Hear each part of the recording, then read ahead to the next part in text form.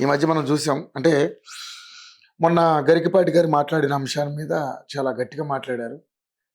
దానికి మంచి రెస్పాన్స్ వచ్చింది మీకు. అంటే గరికపాటి గారు లాంటి వాడు కూడా ఒక మంచి ప్రవచనాలు చెప్పే ఒక ఆధ్యాత్మికవేత్త కూడా మధ్యాహ్న భోజన పథకం మీద మాట్లాడిన అంశం మీద మీరు మాట్లాడారు. దానికి మంచి రెస్పాన్స్ వచ్చింది. అలా ఆయన మాట్లాడుకుని ఉండాల్సింది. సరే, అది అయిపోయింది. మంచి రెస్పాన్స్ వచ్చింది. కొంతమంది ఆయన ప్రవచనాలు చెప్పే దాంట్లో కొంతమంది బలిసిన వాళ్ళు ఉంటారు కదా, అంటే ఇప్పుడు తిన్నదరగకు ఉంటారు కదా కొంతమంది, ప్రవచనాలు వినేటోళ్ళు ఉంటారు కదా, వాళ్ళ కోపం వచ్చింది అనమాట. 5-10% ఉంటారు. నేను అనేది ఏంటంటే 80% వాళ్ళు బీద పిల్లల గురించి మనం ఆలోచించాలి, వాళ్ళ హక్కుల గురించి మనం ఆలోచించాలి. ఇప్పుడు పిల్లలకి రాజ్యాంగం ఆర్టికల్ 21 ఏ ప్రకారంగా చూసుకున్నట్టయితే ఇప్పుడు మనకు వాళ్ళకి మెయిన్ గా పిల్లలకి దగ్గర దాదాపుగా 32 హక్కులు ఉంటాయి. ఫస్ట్ జీవించే హక్కు, సెకండ్ వచ్చి పౌష్టిక ఆహారం. అంటే మనకు రాజ్యాంగం కల్పించింది కాబట్టి అది తెలుసుకొని మనం మాట్లాడాలి. గరికపాటి గారు నువ్వు ఎన్ని ప్రవచనాలు చెప్పినా ఏది చెప్పినా మనము పాటించిన తర్వాత ఎదుటివాడిని అనాలి. మనం చెప్పడం వరకు అనేది కాదు అనేది నా వాదన. ఇక్కడ పేద పిల్లలు అన్నాడని నా బాధ. అంతే తప్ప ఇప్పుడు వాళ్ళ తినే తిండి గురించి మీరు కామెంట్ ఎందుకు చేస్తున్నారు? ప్రవచనాలు చెప్పండి, మీ అభిమాని, నేను కాదనట్లేదు. కానీ అక్కడ చాలా మంది కామెంట్స్ లో మీకు అర్థం కాదు, మాకు అర్థం అయ్యింది. మీరు ప్రధాన ఉపాధ్యాయులు ఇబ్బంది పడుతున్నారు అన్నప్పుడు సలహాలు ఇవ్వండి, కానీ పిల్లల్ని ఎందుకు తీసుకొస్తున్నారు మధ్యలో అని నేను అడిగిన. నేను మీ ప్రధాన ఉపాధ్యాయుల గురించి నేను కూడా సలహా ఇచ్చిన. మరి ఇదే గరికపాటి గారు మరి అన్నంలో పురుగులు వచ్చినప్పుడు ఎందుకు మాట్లాడలేదు? ఇప్పుడు నేనేమంటున్నానా, గరికపాటి గారు ప్రవచనాలు ఎన్ని చెప్పినా అక్కడున్న అంటే నాకు తెలుసు ఒక 60-65 సంవత్సరాలు పైబడిన వాళ్ళు వస్తారు ఆయన దగ్గరికి. ఇప్పుడు ఏం చేస్తారు, విదేశాలలో పిల్లలు సెటిల్ అయిపోయిన టైం పాసు ప్రవచనాలు చెప్పనియండి, దాంట్లో తప్పేం లేదు. కొంచెం మంచి చెప్పే వాళ్ళు ఉండాలి, కాదంటలే. కానీ ఆయన అనే స్థాయి అంటే ఆయన పిల్లల్ని అనే స్థాయి, తాతయ్య స్థానం ఆయనది. పిల్లల్ని, చిన్న పిల్లలని శోభనం పెళ్లి కొడుకు అనడం తప్పు అన్న నేను. కాకపోతే నా స్టైల్లో చెప్పిన నేను. అది మీకు కోపం వస్తుండొచ్చు, కానీ నేను పేద పిల్లల తరపున పేదవాళ్ళ వైపు నేను ఎక్కువగా ఉంటాను. మీకు ప్రవచనాలు చెప్పుకోండి, మీరు ఏదైనా చెప్పండి, మేము గౌరవిస్తాం. కానీ మనకి పౌష్టికాహారం గురించి, పిల్లల తిండి గురించి, యూనిఫామ్స్ గురించి ఇవన్నీ మనం మాట్లాడకూడదు అని చెప్పిన. దానికి ఎంతమందికి సరే అందరూ అన్ని ఒకలాగా ఉండవు, వాళ్ళు అనుకున్నా నేనేమనలేదు. ఏది ఉన్నా కూడా ఇప్పటివరకు కూడా చాలా మందికి అర్థం కాంది ఏంటంటే బిలో పవర్టీ వాళ్ళ గురించి, పేదవాళ్ళ గురించి, పేదవాళ్ళ ఆకలి గురించి ఇవన్నీ తెలుసుకోవాలి. ఈ కామెంట్లు పెట్టేటోళ్ళు కొంతమందికి నేను మీ యోయోటి ద్వారా ఒకటి ఏం చెప్పదలుచుకున్నా అంటే, ఏది ఏమైనా ఫస్ట్ పొట్ట కోసం కోటి విద్యలు అంతేనా? ఇవాళ కూటి కోసం కోటి విద్యలు అన్నప్పుడు ప్రవచనాలు చెప్పేంతసేపు చెప్పి విన్నంతసేపు వింటారు. మీకు షుగర్లు, బీపీలు ఉంటాయి, టైంకి అన్నం తినడానికి ఎందుకు వెళ్తారు? మరి అట్లా 24 గంటలు కూర్చొని చూద్దాం, మీరు వినగలుగుతారా? మరి స్కూల్లో పిల్లలు తిండి లేక ఒక ఉపవాసం వండుకుంటూ వాడు టీచర్ చెప్పే పాఠాలు ఎట్లా వింటాడు? ఎవరు ఏదైనా, నువ్వైనా నేనైనా టైం అయిపోతే మధ్యాహ్నం అన్నం తినాల్సిందే. ఒకవేళ మధ్యాహ్నం మిస్ అయిందంటే నైట్ తినాల్సిందే, అవునా? అది మనం ఇంగిత జ్ఞానం ఉండాలి.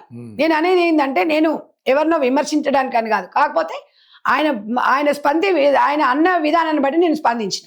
దాన్ని కొంతమంది బ్యాడ్ అనుకుంటున్నారని నేను ఎప్పుడు ఎవరిని ఇప్పుడు ఆయన వయసుకు గౌరవించాలంటే ఆయన వయసుకు తగ్గట్టు మాటలు మాట్లాడాలి. అప్పుడు give respect and take respect ఉంటది.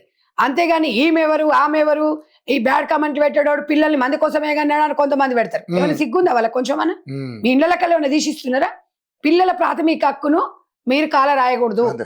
బాబాసాహెబ్ అంబేద్కర్ గారు పిల్లలకి జీవించే హక్కుతో పాటు పిల్లలకి మధ్యాహ్నం భోజనం పథకం అనేది అది 100కి 100% పేదవాళ్ళకి భగవంతుడు ఇచ్చిండు. అది ఇప్పుడు కాదు, ఎప్పుడో మన కాంగ్రెస్ గవర్నమెంట్ ఫస్ట్ తమిళనాడులో వల్లమరాజా ఏమో మన కాంగ్రెస్ సీఎం ఉండే 50 సంవత్సరాల క్రితం పెట్టి ఇప్పుడు దేశవ్యాప్తంగా, ప్రపంచ వ్యాప్తంగా, ఇక నాట్ ఓన్లీ భారతదేశం, ప్రపంచ వ్యాప్తంగా ఇంకా చాలా చక్కగా తిన్న తర్వాత ఇంకా బాక్సులలో పెట్టుకోపోమంటారు. అది ఆ కంపెనీలు, పెద్ద పెద్ద కంపెనీలల్లా, గవర్నమెంట్ స్కూళ్ళల్లా అన్ని దానాల కన్నా అన్నదానం గొప్పది. అది అందరు గమనించాలి. నాట్ ఓన్లీ పిల్లలు మేడం, ఆంధ్రాలో అన్న క్యాంటీన్, ఇప్పుడు మనం అనేది ఏంటంటే ఏం చేసినా నాన్న తిండి తర్వాత ఏదైనా ఇప్పుడు 5 రూపాయల భోజనం కూడా పెడుతున్నారు. ఇప్పుడు ఒకటి చెప్తున్నా, బలిసినోనికి ఏముంటది? ఏదైనా ఏది మాట్లాడినా వాళ్ళకి అట్లనే కనిపిస్తుంది. కాబట్టి అమ్మ పెట్టదు అడుకోనియదు. వీళ్ళు ఎట్లాగో ఇట్లాంటి వాళ్ళని ఖండించరు, మా అలాంటి ఖండించిన వాళ్ళకి కామెంట్లు పెడతారు. ఈ కామెంట్లకు భయపెట్టాడు ఎవడు? ఇక కామెంట్లు కామెంట్ పెట్టాడు పెట్టుకుంటాడండి అంటే వాళ్ళ పని పడాలి ఒక్కసారి ఆలోచించాలి నాన్న. మనము ఏసీలలో కూర్చొని మనం ఇళ్లలో కూర్చొని 3 పూటలు తినేటట్టు కాదు.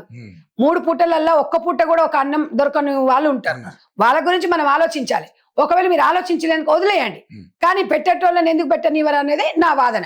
సంధ్యక్క ఏదున్నా మదర్ ఫౌండేషన్ ట్రస్ట్ నుంచి బలహీన వర్గాల కోసం పనిచేస్తుంది. వాళ్ళ మంచి చెడు ఏంది అనేది నేను వాళ్ళతో మమేకమైన కాబట్టి నాకు తెలుసు కాబట్టి నేను స్పందించిన. ఏవి నాకు అనుభవం ఉన్న దాంట్లో నేను స్పందించిన అంతే. Okay right. నిజంగానే దాని మీద మంచి రెస్పాన్స్ వచ్చింది. సరే, ఒక 20% ఎవరో వాళ్ళు విభేదించిన 80% అయితే మంచి మద్దతు వచ్చింది మీకు. Okay right. ఇక్కడ ఇంకొక విషయం కూడా చెప్పాలి రవి, ఇది ఏ పార్టీలతో కూడా సంబంధాలు ఉండవు దీంట్లకు. ఇది ఏంటంటే పేద విద్యార్థుల గురించి ప్రతి ఒక్క వ్యక్తి కామన్ గా స్పందించాలి. రెస్పాన్సిబిలిటీ. పిల్లలకు జీవించక్కతో పాటు పిల్లలకి పౌష్టికాహారం అనే హక్కు గురించి ప్రతి ఒక్కరు కూడా స్పందించాలి. రాష్ట్ర ప్రభుత్వం ఇవాళ తెలంగాణ గవర్నమెంట్ వచ్చే సంవత్సరం మంచిగా వాళ్ళకి టిఫిన్ పెట్టాలనే ఆలోచనతో ఇవాళ అప్రిషియేట్ చేస్తాం మనం కదా. కాబట్టి డెఫినెట్ గా అట్లాంటి మంచి కార్యక్రమాన్ని నిజంగా కూడా గవర్నమెంట్ ఈ మిడ్ డే మీల్స్ ఇవి కొన్ని రిలీజ్ చేస్తుండాలి బయటికి. మనము ఇంకేమన్నా మీరు అన్నట్టుగా ఒక కమిటీ వేసుకోండి, దాని ద్వారా వెళ్దాం. టీచర్స్ కి ఇబ్బంది కలుగుతుంది అన్నప్పుడు డిస్టర్బెన్స్ డెఫినెట్ గా నేను కూడా ఒప్పుకున్నా కదా. సో అట్లాంటిది మనం కూర్చొని కమిటీ వేసుకుంటే బాగుంటుంది. కానీ ఉచిత సలహాలు మీరు పనికి మన ఉచిత సలహాలు ఇవ్వకండి దయచేసి. పేద విద్యార్థుల కడుపు కొట్టకండి. అందరం అదే స్టేజ్కి వెళ్ళి వచ్చినాము. ఇవాళ మనం ఏదో వాపం చూసి బల్ప్ అనుకోవద్దు. ఏది ఏమున్నా కూడా ఇవాళ పద్మశ్రీ అవార్డు ఏది ఇచ్చినా కూడా ప్రజల నుంచే వచ్చింది. అది అక్కడ కూర్చొని కింద కూర్చొని సప్పట్లు కొట్టిన నుంచి రాలేదు, చేస్తేనే వచ్చింది. ఆడ కూర్చొని ఏదో మీకంటే తిన్నది అరగక వచ్చి కూర్చుంటున్నారు, సప్పట్లు కొడుతున్నారు. కానీ ఇవాళ కష్టం చేసుకుంటే కానీ వెళ్ళిన వాళ్ళు కొన్ని 100 కోట్ల మంది ఇవాళ పొట్టకుట్టి కోసం పని చేసుకునేటోళ్ళు ఉన్నారు. వీళ్ళు ఏం చేస్తారు, తిన్నది అరగకుండా పోతున్నారు. అవునా కదా. ఎవడన్నా ఇప్పుడు బిలో పవర్టీ వాళ్ళు పోయి గుళ్ళలో ఎప్పుడైనా గుడికి పోదామంటే టైం చేసుకొని పోవాలి. భగవంతుడు అనేటోడు 10 మందికి సాయం చేసిన దాంట్లో ఉంటాడు. దేవుడు కూడా ఏం చెప్పిండు, కొబ్బరికాయ కొట్టకండి, ఆ 10 రూపాయలు 10 మందికి లేని వాళ్ళకి పెట్టమంటాడు. దేవుడు అన్ని రూపకంగా ఉండడు. ఇప్పుడు కొంతమందికి 10 మంది అన్నదానం పెట్టిన దాంట్లోనే దేవుడు నీకు నీ కుటుంబానికి అండగా ఉంటాడు. అందుకనే కదా మంచి మంచి వాళ్ళని దేవుడు రూపకంగా వచ్చిండు అంటారు కదా మనిషి. కాబట్టి అవి గుర్తుపెట్టుకోవాలి. కొంచెం మాట్లాడేటప్పుడు కొంచెం చేసేటప్పుడు మనం కూడా ఒళ్ళు దగ్గర పెట్టుకోవాలి. ఒకసారి మన ఆధీనంలో పోయింది అనుకో 100 మంది 100 రకాలుగా అంటారు. మీరంటారా అంటే ఎస్ అంటారు. పిల్లల జోలికి మీరు రావద్దు. ఎవరైనా పోయి మిమ్మల్ని అడిగితే స్పందిస్తూ మాట్లాడాలి. మీ అంతలో మీరే మాట్లాడితే తప్పు అని చెప్పేసి నేను ఈ వేదిక ద్వారా చెప్తున్నా.